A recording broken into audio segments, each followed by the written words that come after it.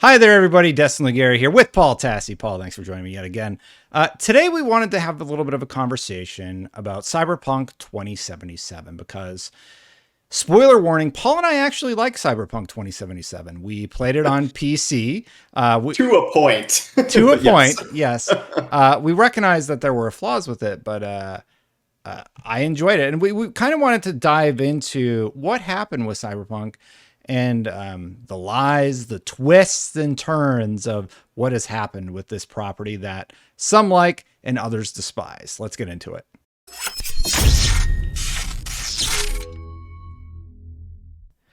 So before we get into the topic at hand, Paul, why don't you give us a bit of an update? You have been following Cyberpunk 2077. You write Forbes articles about it regularly. What's been going on with the game, and what is the latest?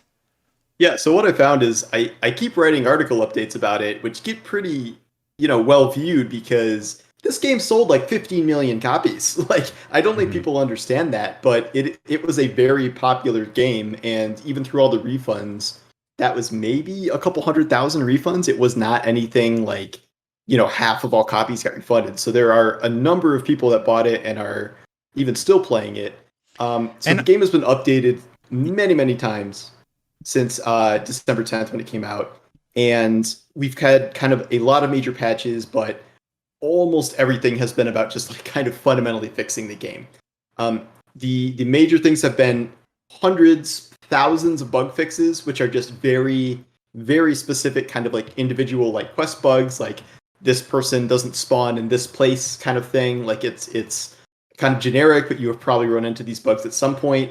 I think most people were able to get through the game without like some horribly game breaking thing like preventing them from making progress, but you no doubt ran into a lot of bugs along the way. And then kind of the other half of that has been performance improvements, where the game has been kind of routinely trying to improve performance on all platforms, but especially on last gen consoles where it has been running very poorly since launch and is not great still, but it's not like take you off the PlayStation Store bad at this point. So it's improved a little bit since then. The most recent thing that happened was 1.31, a new patch that 1.3 deleted wet surfaces. So it would be raining and then the road would just be completely dry and you'd be like, all right, that's weird. And they're like, no, no, no, like we're changing the wet surfaces system and like it's coming back and it's going to be even better. And I'm like, okay.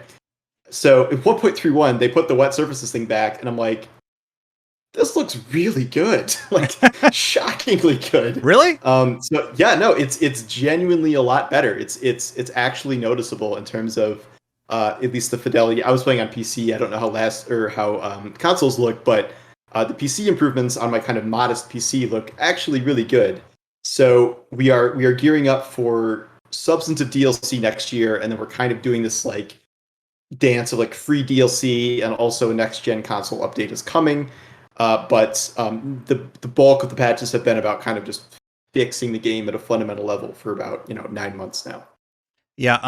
So NVIDIA has an option for computers where you can turn on it's DLSS for Cyberpunk, right? So Mhm. it really utilizes that system quite well. It was one of the first times I ever tried it out. I played through the majority of the game with DLSS on at 4K 60. I just locked it to 60 because I thought that was fine for a game like Cyberpunk. And I played with controller and I also played with keyboard and mouse. So I've kind of played the game on and off all the different platforms. I did the review for IGN for the base consoles, which I gave a 4 out of 10. But one of the most controversial aspects of the whole thing Yeah. is that the PC version of the game got a 9 out of 10. And I think there's something interesting happening there. Well, there's the misleading aspect of CDPR sending out PC copies only and no console copies, which was why it was really important that we got the console review out as soon as we possibly could, because my experience on PC was wonderful. I didn't have a tremendous amount of issues. I think the game crashed twice, and I played through the entirety of all the story content. And I even started clearing out all of the crime missions. But by the time you're in endgame, you're basically slicing off heads left and right if you got a good By build. level 20, you're kind of like immortal. Yeah, So, yeah. there were a lot of ways to cheese it, but uh, Honestly, I'm in the camp where I think back fondly on my experience with Cyberpunk 2077 and how much I enjoyed playing through the game. But the problem isn't the PC version. It's not even the core mechanics of the game. That's sort of a different conversation. The problem is the lies. And it feels like blatant lying when CDPR goes on stream and makes these promises about the console versions of the game, which, by the way, we still don't have proper PS5 and Xbox Series S and X versions of Cyberpunk 2077. And to me, that is the heart of why there is so much animosity, because when people are lied to, they hate it. And it's really a strong negative reaction when somebody is caught in a lie. Would you agree with that, Paul? You wrote an article about it. You wrote two articles. The first one was, At least two. what if I told you Cyberpunk 2077 is better than GTA 5? And you followed it up with a piece called Cyberpunk 2077 Hate, Technical Problems versus Broken Promises. So what did you talk about in the broken promises thing, which is sort of what I'm alluding to here? So Go ahead. I won't dive fully into the GTA 5 thing because that's my opinion. That is debatable. I can make a case for that. Mhm. And yet, so I wrote the second piece kind of as a response to that because a lot of the pushback I was getting, it kind of was broken into two camps. It was people complaining about the technical problems the game launched with, in terms of like it being literally broken for some platforms, and then also the kind of broken promises that CDPR made.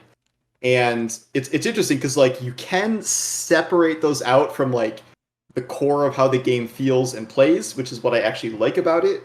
And yet I don't think it's like necessarily forgivable, and I think CDPR should be held to account for kind of what they did. And I think their stock value, which has dropped 60% in a year, has kind of reflected that. I think they have kind of paid the price for that in a lot of ways. And I don't even think they've really gotten better about it. They're just not really talking about it as much. There were a couple main lies on the technical end that happened up front. The first was that like you said, we did not get console review codes for the game. We only got PC review codes. Hence all the 9s and 8s out of 10s at launch, which CDPR cited as in like their defense of like, oh, this game is great on PC. And yet the only thing we heard about console versions at launch was that from CDPR directly was that it ran surprisingly well on last gen consoles. That's what they said. It does not. Instead, it was awful, and it was so bad PlayStation refused to even sell the game for 6 months. I have never seen that happen with any game ever. That is not a thing that happens. So that was kind of like it's unbelievable that they kind of even said that out loud.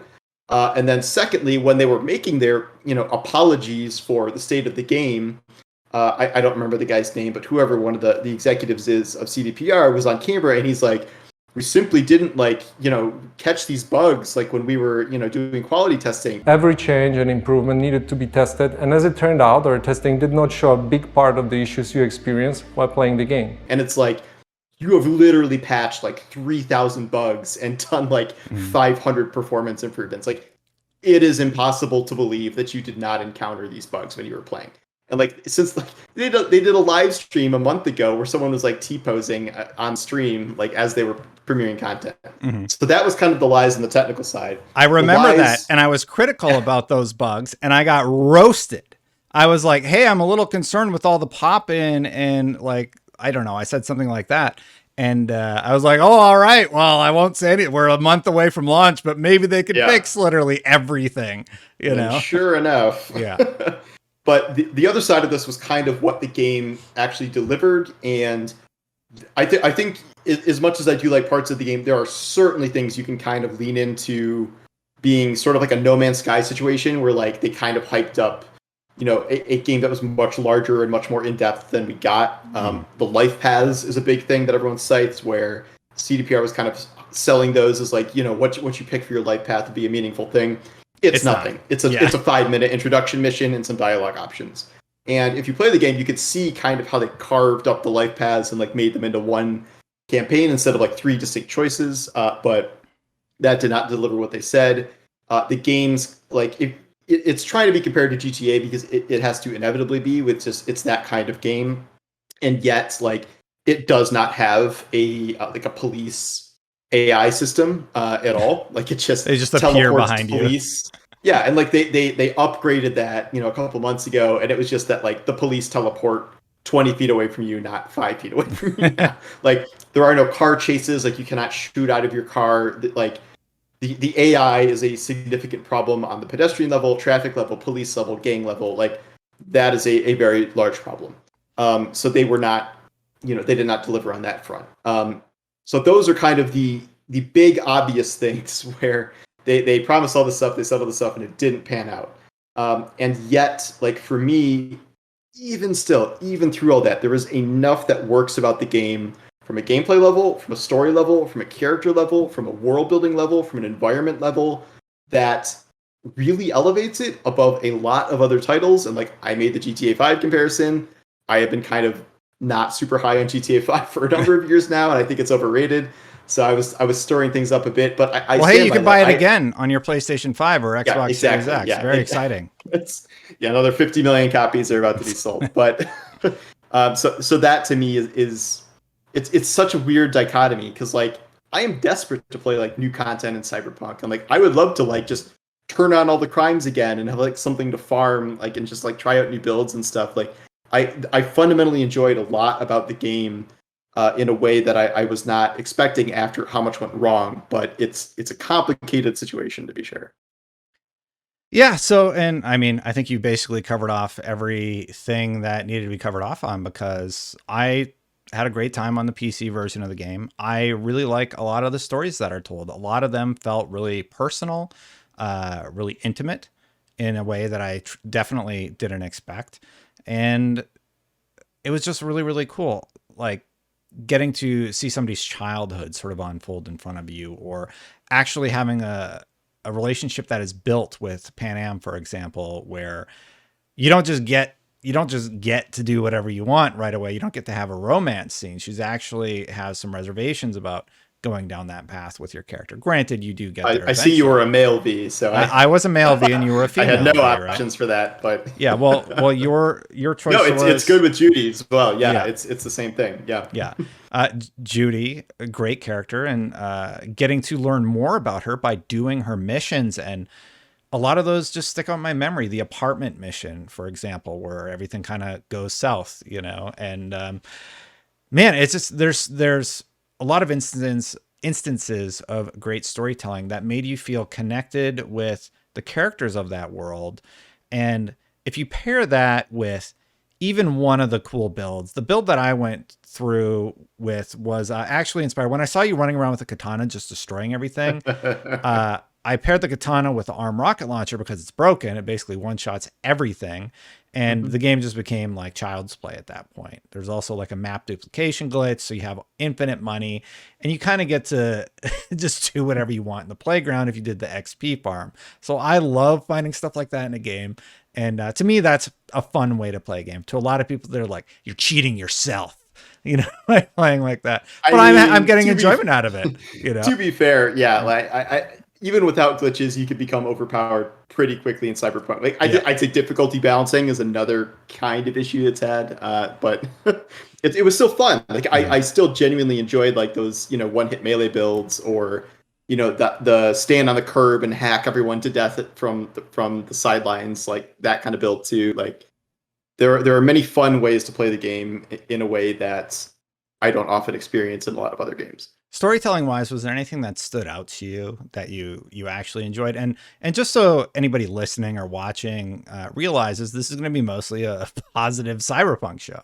We've talked about the fair for the down votes. But downs. Give us the down votes, whatever. But it is sort of nice to talk very frankly and say I largely enjoyed Cyberpunk with somebody else who you can recognize a game for its flaws and still enjoy it, right? So. What was there a story mission or a narrative mission that you really enjoyed, Paul? Yeah, I mean, I enjoyed most of them, honestly. I'd say the weakest part of the story for me was the Keanu Reeves, Johnny Chip stuff, which was unfortunate because it's like the main storyline, and yet everything kind of surrounding that was great. All the supporting characters, all the stuff with Pan Am, Judy, River, the initial stuff with Jackie was really good. I think that ended way too soon, and that was kind of stuff that was left on the cutting room floor that should have gone on for another couple hours. Stuff with Hanako and Goro, and there's there's the whole side mission about the wife who's like brainwashing her husband, or like it's like a cult or something. I don't remember what's going on there. No, there's a lot But of yeah. like legitimately interesting side missions in the game too. Like the completely synthetic pop star, the Oh yeah. girl band that hangs out with Carrie, and he's like a rivalry with them, and like there's some good stuff in there. I think what stood out to me is how much I really liked V. I don't know if you felt the same about male V. I've heard female V is kind of just better in terms of voice work and stuff, but it is very hard to create kind of a sympathetic, empathetic first person character. Mhm. So like you never see V outside of like photo mode or character His creator hand or doing those this every or once those in a while. creepy mirror shots. Yeah, but like I really liked V as a character, which is unusual for a game like this, and I kind of cared about what happened to her.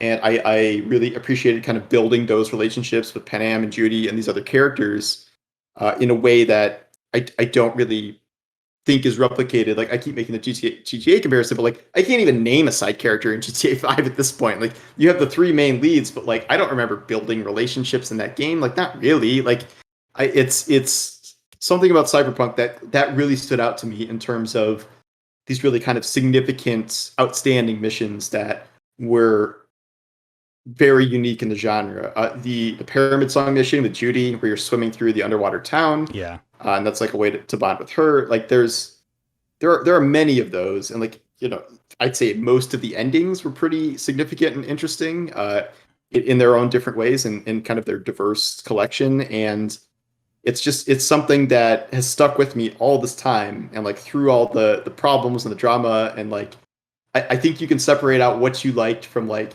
what CDPR badly screwed up and their handling of how they badly screwed it up. Mhm. And so that's why it's such a weird kind of dichotomy for me to still talk about at this point. I think what's truly unfortunate is so many people just aren't going to be able to experience what was enjoyable about the product because it's not great on console still. There was never a next gen version released. I'm wondering if they're going to be even having a next gen version by the end of the 1 year mark, which is going to be hitting on December 10th, 2020. Right. So there's Yeah. a roadmap. There's supposed to be supportive content that'll give you reasons to sign in and do new things. We never got anything. We got new jackets or something like that. Right. Like there Mhm. was new clothing at one point. That was the last thing I remember. And then it's just like, well, you lost me. So I don't know. Do you think Cyberpunk 2077 would ever have a chance of having a No Man's Sky moment? I don't think it's possible.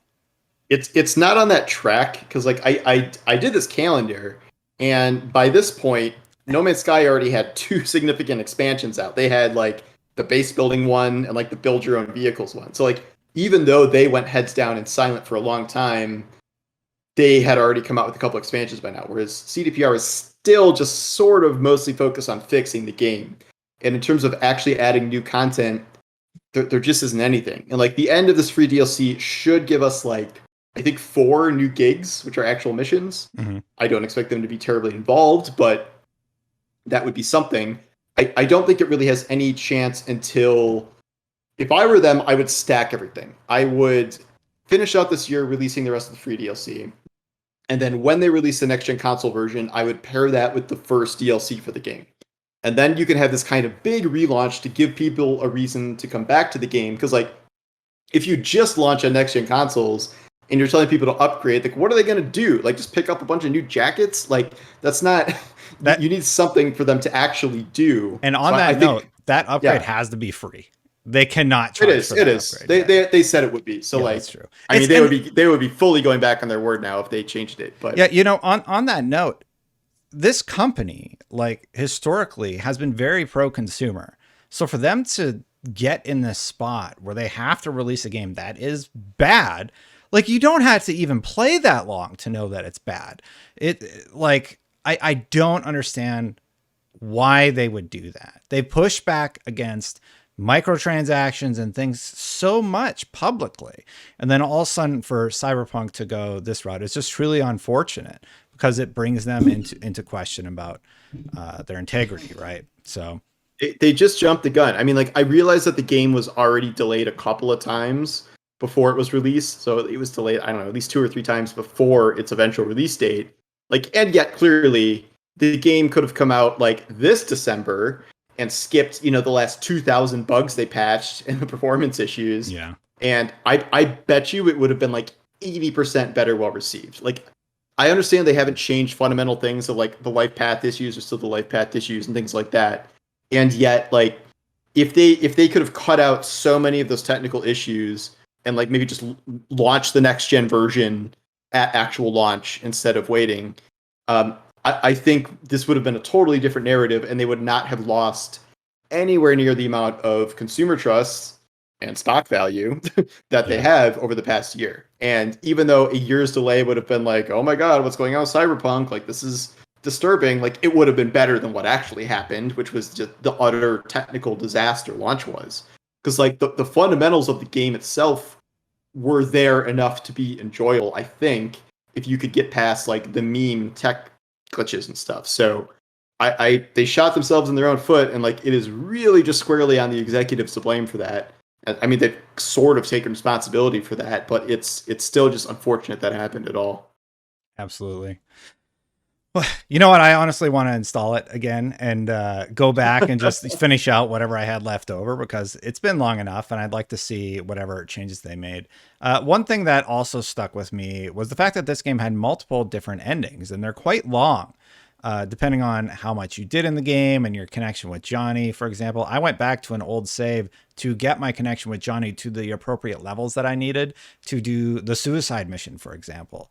And that one might be my favorite one. And I'd be curious to hear what was your favorite, Paul? I find that annoying, the suicide ending, because again, like you said, like wait, the ending where you shoot yourself, or the ending where you go on the suicide run? Because no, the suicide run. Yeah. So that's like the good, true sort of secret ending. Yeah. And I just find the way they set that up very annoying, because like it entirely hinges on essentially one conversation you have with Johnny, where you have to pick like 8 correct dialogue options to like get him to the exact right percent. I think that's a very dumb way to set that up. I don't have an old save to go back to do that. So like that's just an ending I will never experience, and I didn't even know it existed until after I beat the game. So like I just find that a very annoying way to set that up. That said, I do think the diversity of endings is interesting. I think there were a lot of endings that there are very few like truly awful ones. I think they did a very good job kind of presenting you with these really odd choices and like kind of making you make sacrifices one way or the other. So even the worst one is kind of good. What's the worst one? The worst one's where you go to the laboratory or whatever, and then you get mad. And I think if you save Takamura, he actually comes and talks to you. But if you don't, then you just kind of go out into space or something. Like, it's weird, but it's not terrible. The other endings are much better, but that's like the worst ending. And to call it the worst. Saving Takamura thing, that is something, again, I did not realize you could even do, because it's that one mission where the building collapses and like you just I just leave the building. I didn't know I was supposed to save Takamura, and then like Takamura is dead and you're like, what the hell? He just like disappeared from the story. So on my second playthrough, I like actually knew to save him that time. Some of those things they set up, I think they were a little too tricky with it. But I think you're right. I think even the bad endings were pretty good. I'm just curious about how they handled the DLC, because, you know, do they pick a canon ending and then the DLC is after that, or is the DLC going to be like standalone, like before you meet with Hanako and all the endings begin? It's before the point of no return. It almost has to. Yeah, it has to be, right? I mean. That raises some questions about how that would affect the ending, but I'm just very curious to see how that goes. Well, which one was your favorite? You never told me which one you liked the most. I think the quote best one, besides the like just total suicide mission, is probably the Pan Am ending. Oh, okay. Where you would pick something different? No, that was the one I was going to say actually. I think that's like the good one. Yeah, that's not what I picked, but so yours is different, because your Pan Am is your romance. Yeah, Pan Am is just like my best friend, but if you're female V and you romanced V or not V, River or Judy, they'll show up in that ending and like come with you. So it's you kind of get the best of all worlds there. Where like Pan Am helps you, she doesn't die. I think Saul dies. I think he's the only one that dies, and it's like okay. But you kind of end up with your love interest, and like you're leaving Night City, and like it's it's kind of a ride into the sunset ending. My Yeah. first ending was the lab ending in space, where it's just like, surprise, you're still dying. Like, phone call some people and like get screwed. Like that was, that's kind of it. So I didn't love those. The Johnny takeover endings. I guess that depends how you feel about Johnny. Like I didn't like Johnny, so I'm like I'm not gonna give Johnny my body because Johnny sucks in my opinion. But I like I've seen those on YouTube, so those are questionable for me. But I think the Pan Am ending is the best ending for me. Yeah. The Johnny ending where he plays the guitar and like hangs out with the kid, I feel like, well, the only reason I like that one is because in a weird way, there is still sort of a chance that V survived, right? In that one, but he's just like in the internet. I don't know how else to put it. I'll put it like a dumb guy would put it, like me, he's stuck in the internet and Johnny's in his body, and it gives you hope that potentially something could happen later where V actually gets a new robot body or something and can come back into the world. So that is one reason I like that ending a lot. But I actually agree with you. I think Pan Am is the best ending. I really like the Suicide Run ending. I do agree. Like I never ever would have found that, and that's the problem with it, because you had to sit there for like 5 minutes and not pick something. It's too sneaky in like a way that is annoyingly so. Like you have to do a second playthrough and like very specifically do all these exact things to trigger it, which I find annoying. So I have a third playthrough that is technically running, so maybe I'll try it on that one, but I haven't gotten that far yet. If it had been like based on your conversations, your connection with Johnny, and the dialogue choices that you made, I would have been more okay with it. But the fact that it's just sit there and don't do anything for a while, or make sure you're looking back and forth, it's too weird to your point. But anyway, that was I just kind of wanted to revisit Cyberpunk 2077, inspired by your not clickbait article about GTA is worse than Cyberpunk. But you do make some good points. Let me talk about that for a minute though, because like I stand by that where I can stand by that. Where like I have to discount the technical issues that are just like horrendous at launch.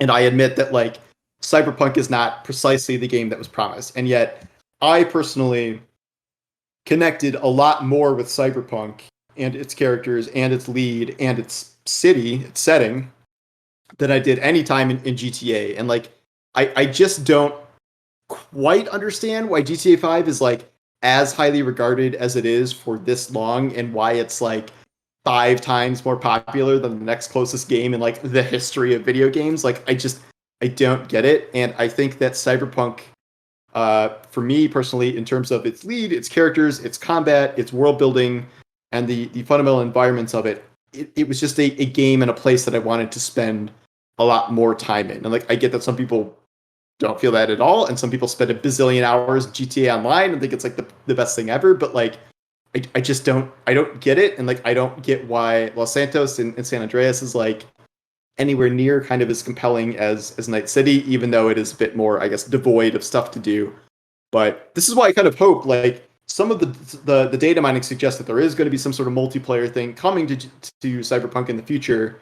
And even if it doesn't become like a full GTA Online thing, like I think there is a lot of potential there. Like, crimes you can rerun, or race missions, or like I would go back and like farm things in Cyberpunk if they gave me something to do. Something to chase.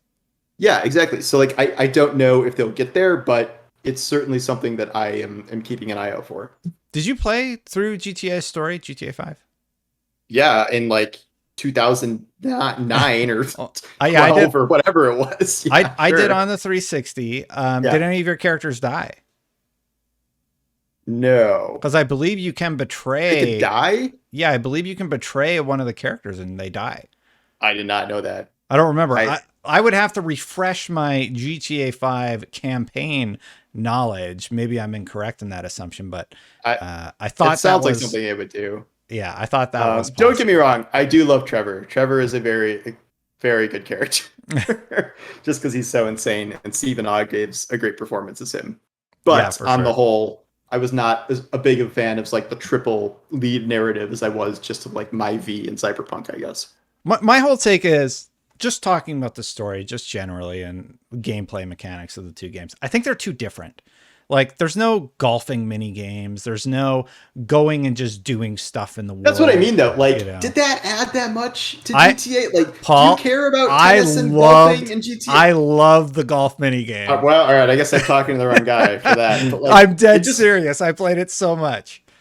It just felt to me like there was like there was a lot more stuff in GTA, certainly, and like the world was more fleshed out. But like 80% of it just didn't really matter to me, I guess. I can understand that. Like, and I don't think it's about the fact that all of it has to matter or not matter. It's that enough of it matters to each individual player that they have memories of getting to experience the things that they like. Like, I loved playing golf. You hated golf, but what was something you actually liked in GTA 5? I like the races. Yeah, so you like the races. I actually hate the races. Yeah. So there's a point where we differ. Yeah, the racing stuff, I've never liked it in GTA. Interesting. Okay. But and yeah, like the online component, I thought it was sort of so-so. It was sort of bare bones, but when they added the heists were really, really fun to do with friends. Heists were easily the best thing about GTA. Like, I wish there was something like that in Cyberpunk. That is one thing that I really could I would love to see something like that in Cyberpunk and like DLC, but I don't know if it'll happen. Yeah. Well, anyway, that's my 2 cents on the Cyberpunk versus GTA conversation. But your article makes a lot of good points about things that Cyberpunk did quite well. And, you know, when we are buying GTA 5 for the 4th time, maybe we can think about that. Maybe I'll buy it this time. Maybe I'll go back and like play it again and be like, okay, what am I missing here? Don't. But probably not. If you're watching this video, let us know in the comments what you thought about Cyberpunk, what your favorite stuff was about GTA, and I'll go through and I'll read them later. But that's it for this episode. Let's go to the outro.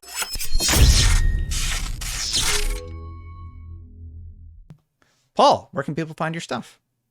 I'm at Paul on Twitter. Still? Paul on, still.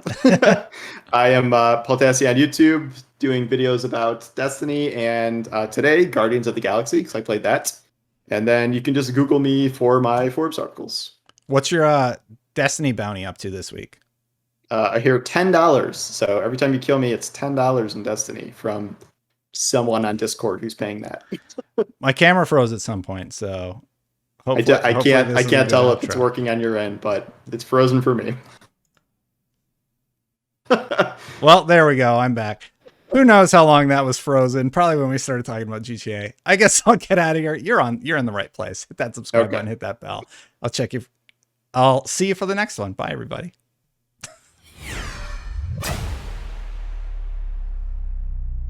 Yeah, you froze for a couple of minutes there.